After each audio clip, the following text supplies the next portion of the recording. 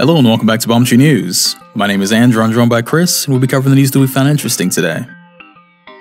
A new Ghostbusters game has been announced. The game, called Ghostbusters World, is joining the ranks of Pokemon Go in the upcoming Harry Potter Wizards Unite as an augmented reality mobile game. Ghostbusters World, which is being developed by Next Age, will have players using their smartphones to go around catching ghosts in the real world. The game will include different ghosts from the entire Ghostbusters franchise, including the movies, cartoons, and comics, as well as new ghosts created for the game. While this sounds like it's just Pokemon Go with a Ghostbusters paint job, I'm still interested to see how this one turns out. Ghostbusters could make for a really fun AR game if they can manage to keep players interested for longer than a month, and they aren't too aggressive with microtransactions. More information on Ghostbusters World is set to be announced during next month's Game Developers Conference.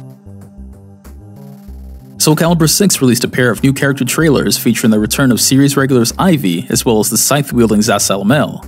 Appearance-wise, Ivy does look a little more realistic thanks to the upgraded graphics, but she's still the same as she's always been. Zasalamel, on the other hand, appears to have received a minor upgrade to his outfit in the form of some bodacious shoulder pads. Both characters appear mostly unchanged combat-wise outside of a few new command grabs and specials. Unlike the recent Keelik reveal trailer, however, neither Ivy nor Zasalamel were shown in an alternate Soul Edge form, which seems to point to Keelik being the current host for the Evil Blade. I'm really pumped to see both characters make their return and help contribute to the already great roster of Soul Calibur 6.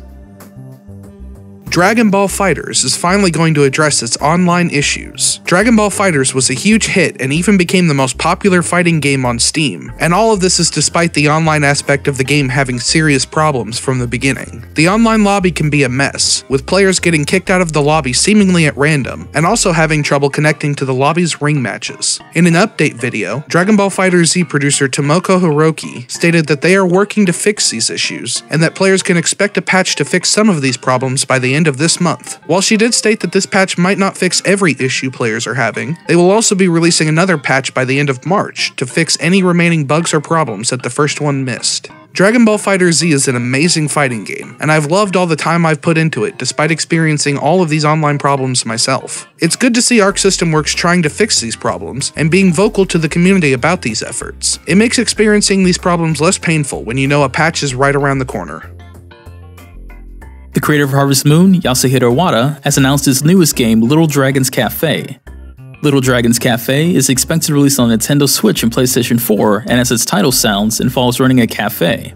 IGN managed to get a brief synopsis from the publisher Axis on the game. Essentially, you begin the game with a pair of paternal twins who are learning to cook from their mother. Along the way, their mother falls into a deep sleep, and a mysterious stranger appears telling them they must raise a dragon to save her. So the game boils down to having to raise a dragon while running a cafe, and if I know anything about Wada's previous titles, it'll be very addictive and endearing.